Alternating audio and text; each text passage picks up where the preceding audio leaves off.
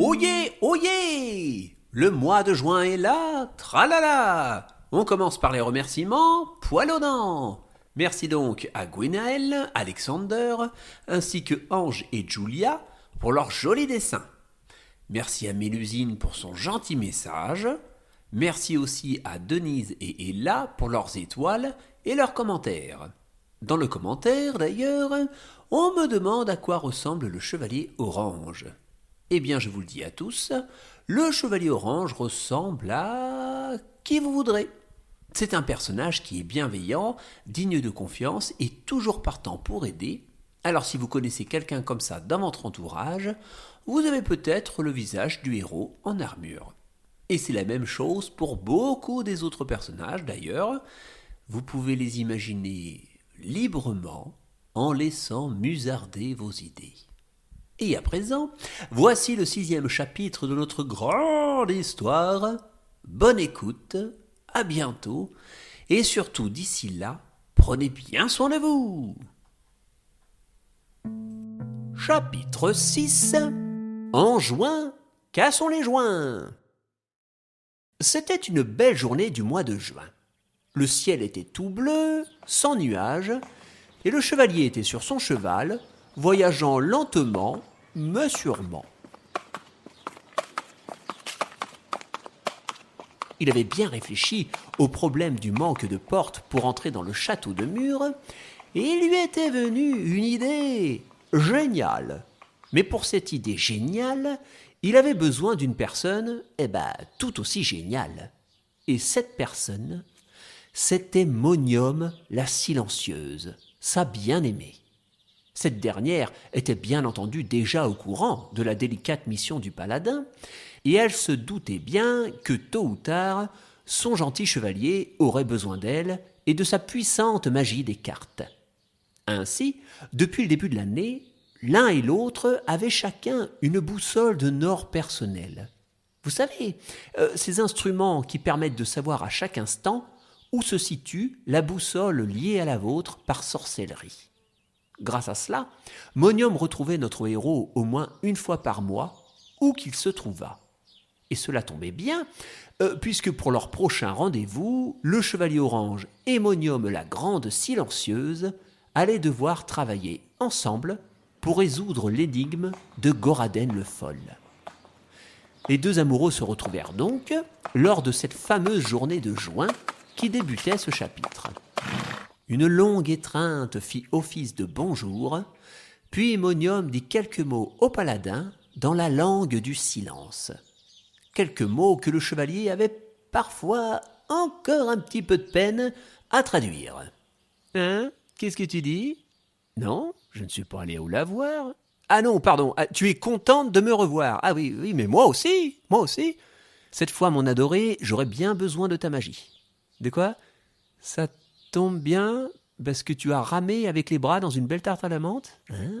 Ah non, parce que tu as bramé 100 fois pour faire du plâtre avec ta tante. Non plus. Ah ça y est, ça tombe bien parce que tu as amené des tas de nouvelles cartes très puissantes. Oui, tant mieux, elles nous serviront sans aucun doute. Nous allons devoir entrer dans un endroit où personne n'est jamais allé. Et j'ai une grandiose idée pour y parvenir. Les deux aventuriers se mirent alors en route, en direction du château de Mur. Pendant leur voyage, ils s'arrêtèrent devant une auberge où régnait une certaine agitation. Une foule de gens s'était agglutinée devant les fenêtres de la bâtisse où, visiblement, quelqu'un de très important était de passage. Le héros tenta d'en savoir plus en questionnant un homme qui semblait surveiller l'entrée. L'individu portait une armure sur laquelle était gravé le blason du royaume de l'hiver. « Bonjour, messire soldats. Dites-moi, qui donc se trouve dans cette auberge, s'il vous plaît ?»« C'est la grande chevaleresse Blanc-Ivoire, princesse du royaume de l'hiver, qui revient de sa visite chez la chevaleresse Gris-Argent, princesse du royaume de l'automne. »« Oh, quelle bonne surprise ! Pourriez-vous lui dire que le chevalier orange est là, s'il vous plaît ?» Quelques instants plus tard, le paladin était à l'intérieur avec Monium, qu'il présenta à la chevaleresse Blanc-Ivoire. Cette dernière était bien contente de voir le chevalier et de rencontrer sa fameuse compagne. Lorsque les deux amoureux expliquèrent les raisons de leur présence dans la région, la princesse se proposa immédiatement de les accompagner. Elle préférait largement une bonne aventure plutôt que le bruit de la foule qui se pressait pour la voir. Monium et le chevalier acceptèrent avec enthousiasme, et le lendemain, les trois aventuriers arrivèrent donc devant le fameux château de Mur. Le bâtiment était imposant, et une grande tour s'élevait au-dessus du reste de la construction. Les lieux étaient sûrement magiques, car le château, qui avait plus de 1000 ans, était si bien conservé qu'on aurait pu croire que des gens y habitaient. À travers les vitres, on pouvait même distinguer des meubles, des objets, du linge, une vraie habitation, mais sans porte. La chevaleresse Blanc-Ivoire prit la parole. D'après votre énigme, le coffret est sûrement là-dedans. Mais comment comptez-vous entrer ? Si on parle d'un coffret dans les légendes depuis 1000 ans, je gage que de nombreux chasseurs de trésors ont dû tenter leur chance avant vous. Certes, mais il n'avait pas mon idée de génie, une idée brillante, subtile, réfléchie et délicate. Et c'est quoi cette idée ? On va tout exploser. Délicat, effectivement. Mais curieusement, j'adore l'idée. Moi, quand faut tout casser, ça me plaît bien. Attendez-moi, je prends ma hache. On va bien rigoler. On commence par où ? Eh bien, je pense que la forteresse est assez solide pour résister à une hache. Et je pensais à quelque chose d'un peu plus convaincant. Et c'est pourquoi la magie des cartes de Monium va bien nous servir. Il va falloir déchaîner sur ces murs une puissance incroyable. Une puissance de 50 tirs de catapulte, de 20 tempêtes, enfin un truc qui arrache, quoi. Et votre magie peut faire ça, Monium ? La silencieuse répondit par l'affirmative en hochant la tête. Oh là là, je vous adore tous les deux. Bon, qu'est-ce qu'on attend ? Amusons-nous. Mais oui. Alors, tout d'abord, sécurité. On vérifie bien qu'il n'y ait personne aux alentours. Ah bah tiens, flûte, justement, il y a quelqu'un qui vient. On dirait un chevalier. Il ne porte pas de couleur, donc c'est pas un chevalier du roi. Oui, messire ? Que faites-vous dans le coin ? Le chevalier sans couleur vint à la rencontre de nos héros. Il descendit de cheval, puis se présenta. Bien le bonjour, gentes dames et gentilshommes. Je suis le chevalier Childéric, en quête d'une belle princesse à sauver. À qui donc ai-je l'honneur de m'adresser ? Eh bien, bonjour à vous, chevalier Childéric.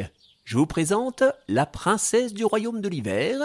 À ces mots, Childéric s'agenouilla devant la princesse et lui agrippa la main. Une princesse, c'est une princesse. Je suis en quête d'une princesse. Voulez-vous bien m'épouser, gente princesse ? Sinon, il y a nous aussi. Je vous présente Monium la silencieuse. Êtes-vous aussi une princesse ? Puis-je vous épouser ? Régnez-vous sur un royaume ? Elle règne sur mes sentiments, et c'est beaucoup pour moi. Ah, alors c'est un peu une sorte de princesse, je suppose. Mais je cherche une vraie princesse avec un château, un donjon dans lequel elle serait piégée, tout ça. Comme ça, moi j'arrive, et je la sauve, comme un vrai chevalier. C'est à ça que servent les princesses, à être sauvées. Voulez-vous que je vous sauve avant de vous épouser, princesse ? La princesse de l'hiver commençait à s'agacer d'être ainsi considérée, et elle avait déjà empoigné sa lourde hache. Le chevalier orange s'interposa. Oh là, chère princesse, n'allez point nous estourbir ce malheureux. Je suis sûr qu'il ne pensait pas ce qu'il disait. La princesse du royaume de l'hiver n'a nullement besoin d'être sauvée, Childéric. Et c'est aussi une chevaleresse fort habile au combat, et très courageuse. Une princesse qui sait se battre. N'importe quoi, voyons. La place d'une princesse est au château, en attendant d'être sauvée. Ou bien au château, après qu'on l'eût sauvée et épousée. Vous êtes sûr que je ne peux pas l'assommer ? J'hésite là, du coup. La discussion allait s'envenimer lorsque Monium tapa bruyamment des mains. Elle fit plusieurs signes que notre héros se chargea de traduire. Elle dit « Bâton fou, le savon à main n'est plus étanche. » Hein ? Non, hâtons-nous, nous avons du pain sur la planche. Ah, Oui, Monium a raison. Nous avons tout de même un château à détruire et un monde à sauver. Vous détruisez les châteaux pour sauver le monde, vous. Oh là là, c'est une longue histoire. Vous avez au moins 6 chapitres de retard. Mais le héros orange expliqua tout de même à Childéric les enjeux de sa mission. Ah oui, c'est effectivement une sacrée aventure que vous vivez là. Et vous voulez détruire le château de Mur? C'est une idée qui se tient. Mais vous pensez vraiment que votre ami Monium pourrait y arriver? Elle est un peu comme une princesse, fragile, frêle, avec une magie délicate. Elle a surtout une magie qui a la méga patate. Tenez, éloignez-vous donc et admirez. Monium prit une de ses cartes les plus puissantes. Elle avait réussi à enfermer dedans le début d'une éruption volcanique. Elle se concentra longuement, puis... Petite princesse, n'allez pas vous faire mal. Tiens, elle fait des gestes. Qu'est-ce qu'elle me dit? Vous n'avez pas envie de savoir. La silencieuse reprit son rituel. Après 1 minute de silence total, elle activa la carte, libérant sur les murs du château enchanté une terrible puissance.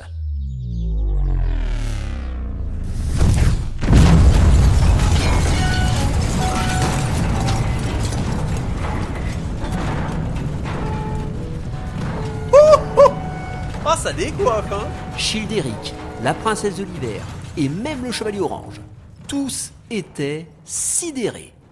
Sur 200 mètres autour de la construction, il ne restait plus rien qui ne soit parti en fumée. Et à l'endroit où se trouvait le château, il y avait à présent, le château. Ouais. Malgré l'incroyable assaut qu'il venait d'essuyer, le bâtiment n'avait pas subi le moindre dégât. Notre pauvre chevalier était déconcerté par la situation. Bon, ça, ce n'était pas prévu au programme. Ah, la magie qui protège la bâtisse, c'est vraiment impressionnante. Mais ce n'est pas grave. Hop, on passe au plan B. Et c'est quoi, le plan B? On relit l'énigme, encore, et on réfléchit.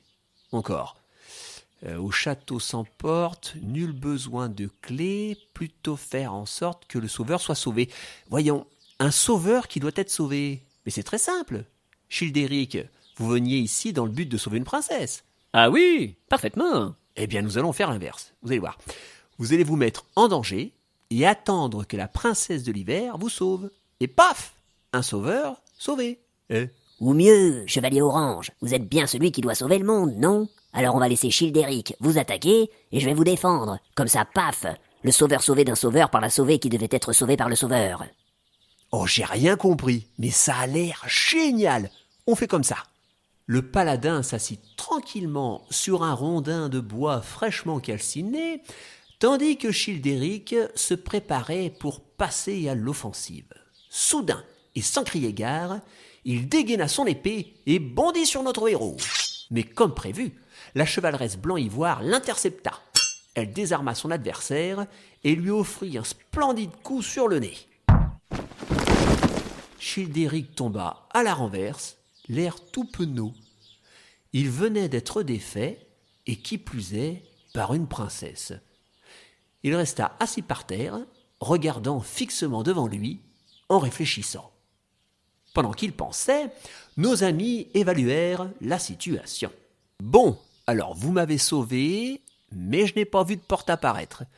Et les fenêtres semblent encore closes. Oh, mais cette énigme, elle va me rendre fou. Oui, Monium? Si le poisson tire, il va nous laisser du gras? Ah non, nous devons réfléchir et ne pas baisser les bras. Voilà qui est bien parlé, Monium.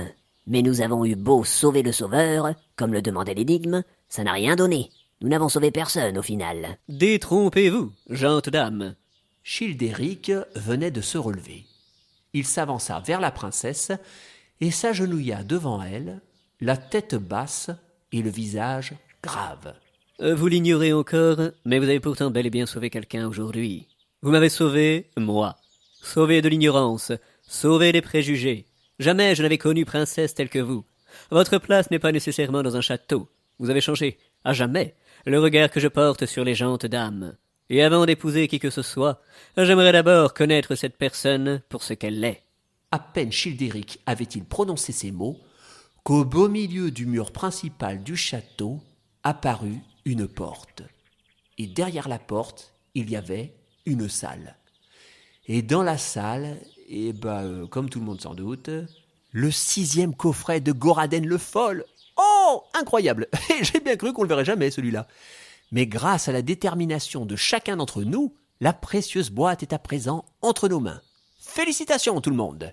Et dire que des tas de gens ont tenté pendant des siècles de s'emparer de ce trésor, gardez-le précieusement, n'allez pas vous le faire voler. Oh bah non, un coffret en bois. Et puis, même si un voleur s'en empare, je vous le demande, qu'offre-t-il? Qu'offre-t-il?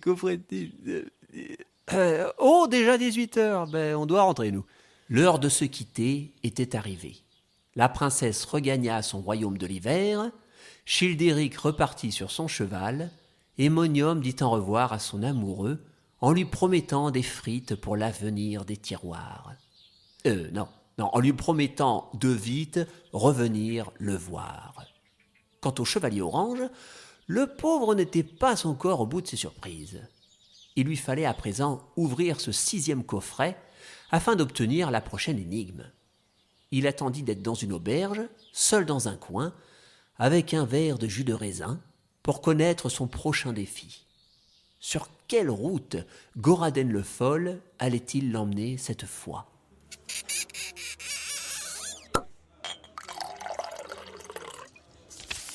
Voyons voir cela. Alors, un plan détaillé jusqu'au prochain coffret, avec une carte. Étrange, il n'y a même pas d'énigme. Soit le dragon me fait un petit cadeau, soit c'est encore une de ces mauvaises surprises. Selon les indications, je dois me rendre dans une grotte creusée dans une falaise très loin à l'est d'ici. Oh, c'est amusant, c'est juste à côté du village chantant que j'avais visité une fois. Bon, au moins, je sais par où commencer demain.